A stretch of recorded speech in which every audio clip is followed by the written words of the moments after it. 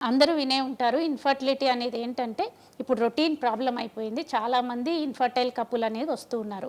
So, ఎవరైతే ఒక సంవత్సరం పాటు ఎటువంటి గర్భనిరోధక పద్ధతులు పాటించకుండా వాళ్ళు ప్రెగ్నెన్సీ కోసం ట్రై చేసినా సరే, ప్రెగ్నెన్సీ రానట్టయితే వాళ్ళని ఇన్‌ఫర్టైల్ కపుల్ అంటూ ఉంటామనమాట. సో, ఇది ఎందుకు ఈ మధ్య పెరుగుతుందంటే, చాలామంది మీకు తెలుసండి, వాళ్ళేంటంటే పిల్లలు మనకి 13 ఇయర్స్ నుంచి ఎక్కువగా చదువుకోవడము, సెడెంటరీ లైఫ్ స్టైలు, ఎక్సర్సైజ్ గానీ, స్పోర్ట్స్ గానీ లేకపోవడము, తర్వాత ఎక్కువ జంక్ ఫుడ్ తినడము, వీటి వల్ల పీసీఓడి లాంటి ప్రాబ్లమ్స్ రావడము, తర్వాత మ్యారేజ్ అనేది ఏంటంటే లేటుగా చేసుకోవడము, దానివల్ల వాళ్ళు లేటుగా ప్రెగ్నెన్సీ ప్లాన్ చేసుకోవడము, దీనివల్ల ఏంటంటే ఇన్ఫర్టిలిటీ ప్రాబ్లమ్స్ ఎక్కువగా కనిపిస్తూ ఉన్నాయి. సో, దీనికి గల కారణాలు చూసినట్టయితే మొట్టమొదటగా మన ఫీమేల్స్లో చూసినట్టయితే ఇన్ఫర్టిలిటీకి ఒక 30% ఫీమేల్స్ కారణం ఉంటారండి. ఒక 30% మేల్స్ ఉంటుంది. ఒక 40% వరకు ఇడియోపతిక్, అంటే ఏంటంటే కారణం అనేది మనకు కనిపించదు. ఎక్కడ టెస్ట్ చేసినా సరే అన్నీ నార్మలే ఉంటూ ఉంటాయి. అందరికీ ఏంటంటే పీరియడ్ అయిన తర్వాత ఈ 14వ రోజు అనేది అండం బయటకు వస్తూ ఉంటుంది. ఆ అండం బయటకు వచ్చిన తర్వాత అది 3 రోజులే బ్రతికి ఉంటుందండి. ఆ 3 రోజుల్లోపే అక్కడ స్పెర్మ్ అనేది అవైలబుల్గా ఉందనుకోండి, వాళ్ళకి ప్రెగ్నెన్సీ వచ్చే అవకాశాలు ఉంటాయి. సో, ఎక్కడైతే మనకి ఈ యొక్క సైకిల్లో ప్రాబ్లమ్ వస్తుందో వాళ్ళకి ప్రెగ్నెన్సీలో ప్రాబ్లమ్స్ వచ్చే అవకాశాలు ఉంటాయి. అంటే సపోజ్ తీసుకోండి, అండం విడుదల అవ్వట్లేదు అనుకోండి అండాశయం నుంచి, అప్పుడు ప్రెగ్నెన్సీ రావడం కష్టమవుతుంది. లేదా అది వెళ్ళే ట్యూబ్లో ఏమైనా బ్లాక్ ఉందనుకోండి, అది వెళ్ళదు కాబట్టి మనకు ప్రాబ్లం వస్తుంది. అదే గర్భసంచిలో ఏమైనా ప్రాబ్లమ్స్ ఉన్నాయి, దాని ఆకారంలో కానీ స్ట్రక్చర్లో కానీ అంటే ప్రాబ్లమ్స్ వస్తాయి. సో, ఈ విధంగా మనం చూసుకున్నట్టయితే అండం అనేది ఎప్పుడు విడుదలవ్వదు. చాలామంది వినే ఉంటారు, ఇప్పుడు పాలిసిస్టిక్ ఓవేరియన్ డిసీజ్ అనేది కామన్ అయిపోయిందండి. దీనివల్ల ఏంటంటే వాళ్ళకి అండం అనేది 14వ రోజు విడుదలవ్వట్లేదనమాట. సో, ఎందుకు వస్తుంది పీసీఓడి అన్నదానికి ఒక 3 కారణాలు. ఒకటేంటంటే స్ట్రెస్ ఎక్కువగా ఉండడం, తర్వాత సెడెంటరీ లైఫ్ స్టైల్, వాళ్ళకి ఎక్సర్సైజ్ అనేది లేకపోవడం, తర్వాత ఫుడ్ హెల్తీ డైట్ తీసుకోకపోవడం, లేకపోతే అన్‌హెల్తీ ఫుడ్ ఎక్కువగా తినడం. అంటే హెల్తీ డైట్ ఏంటి తీసుకోకపోవడం అనేది అంటే ఫిట్‌నెస్ లెవెల్ అనేది వాళ్ళకి ఉండదు. అంటే మజిల్ అనేది తక్కువ ఉంటుందండి, ఫ్యాట్ అనేది ఎక్కువ ఉంటుంది. సో, ఈ పీసీఓడి మనం ఎప్పుడు కంట్రోల్ చేయగలుగుతామంటే మన మజిల్ మాస్‌ని మెయింటైన్ చేసుకున్నప్పుడే పీసీఓడి కంట్రోల్ అవుతుందండి.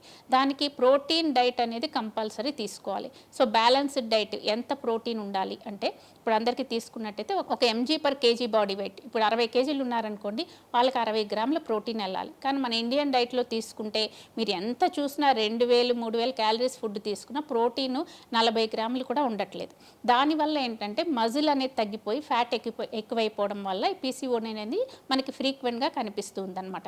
కాబట్టి వాళ్ళు ఏం చేయాలంటే ఒక డైటీషియన్ని కలిసి వాళ్ళు ఉదయం ఏం తినాలి, మధ్యాహ్నం నైట్ ఏం తినాలి, దానివల్ల ఎలాగ ప్రోటీన్ అనేది మీట్ అవ్వగలం, ఎలా ఫైబర్ అనేది మీట్ అవ్వగలం, ఎలా కార్బోహైడ్రేట్ అనేది తీసుకోగలం తెలుస్తుందన్నమాట. సో, అలా బ్యాలెన్స్డ్ డైట్ తీసుకున్నట్టయితే వాళ్ళకి ఈ యొక్క ప్రోటీన్ అనేది పెరిగి మజిల్ అనేది పెరిగి ఫిట్నెస్ అనేది ఇంప్రూవ్ అవుతూ ఉంటుంది.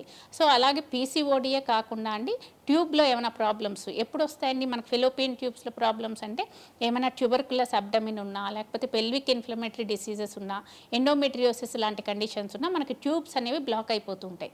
ఆ ట్యూబ్ బ్లాక్ ఉన్నప్పుడు మనకి ఈ అండం విడుదలైంది ఆ యొక్క గర్భసంచిని చేరుకోవడానికి మనకి ద్వారం ఉండదు కాబట్టి అది ప్రెగ్నెన్సీ రావడం మనకు కష్టమైపోతూ ఉంటుంది. ఒక్కొక్కసారి ట్యూబ్లో కూడా ప్రెగ్నెన్సీ వచ్చే అవకాశాలు ఉంటాయి. అంటే ఎక్టోపిక్ ప్రెగ్నెన్సీ లాంటివి వస్తూ ఉంటాయి అన్నమాట. తర్వాత గర్భసంచిని తీసుకున్నట్టయితే గర్భసంచి నార్మల్గా కాకుండా ఏమైనా 2 గదులు అంటే సెప్టేట్ యూట్రస్ అంటాం. గర్భసంచి లోపల ఏంటంటే ఆ క్యావిటీ అనేది 2గా డివైడ్ అయిపోతూ ఉంటుంది. తర్వాత ఒక్కొక్కసారి ఫైబ్రాయిడ్స్ అనేవి గడ్డలు అందరూ వినే ఉంటారు. ఈ ఫైబ్రాయిడ్స్ ఉంటే మనకు ప్రెగ్నెన్సీ రావడానికి అక్కడ ప్లేస్ అనేది ఉండదు. మనకు గడ్డే ఉన్నట్టయితే బేబీ ఎక్కడ గ్రో అవుతుందండి? ఉండదు. కాబట్టి మనకు ప్రెగ్నెన్సీ వచ్చే అవకాశాలు తక్కువ, ఒకవేళ వచ్చినా అబార్షన్స్ అయ్యే అవకాశాలు ఎక్కువగా ఉంటాయి. తర్వాత ఈ గర్భసంచి లోపల ఆకారంలో మార్పులు, బైకార్నియేట్ యూట్రస్ అని కానీ, లేకపోతే ఆర్కియేట్ యూట్రస్ అని కానీ, ఆకారం మార్పుల వల్ల ఏమవుతుందంటే లోపల క్యావిటీలో మార్పులు వచ్చేసి మనకు ప్రెగ్నెన్సీ రావడం కష్టమవుతుంది. ఒక్కొక్కసారి లోపల పాలిప్స్ అనేవి ఉంటూ ఉంటాయండి, వాటి వల్ల కూడా మనకు ప్రెగ్నెన్సీ రావడం కష్టమవుతూ ఉంటుంది. సో, ఈ విధంగా స్ట్రక్చరల్గానే కాకుండా మనకి ఏమైనా పేషెంట్లో డయాబెటీస్ కానీ, థైరాయిడ్ ప్రాబ్లమ్స్ కానీ, లేకపోతే మెడికల్ డిజార్డర్స్ ఎనీమియా లాంటివి కానీ, లేకపోతే హైపర్ టెన్షన్ కానీ, ఇలాంటి మెడికల్ డిజార్డర్స్ ఉన్నా కూడా మనకు ప్రెగ్నెన్సీ వచ్చే అవకాశాలు తక్కువగా ఉంటాయి. సో, ఇది మన ఫీమేల్స్. మనం మేల్స్కి వెళ్ళినట్టయితే వాళ్ళకి సెమెన్ ప్రాబ్లమ్స్ అనమాట. సెమెన్ అనాలిసిస్ చేస్తే మనకు తెలుస్తుంది. వాళ్ళకేంటంటే స్పర్మ్ కౌంట్ అనేది చాలా తక్కువగా ఉండడము, లేకపోతే కొంతమందిలో ఉండకపోవడం కూడా చూస్తూ ఉంటాం.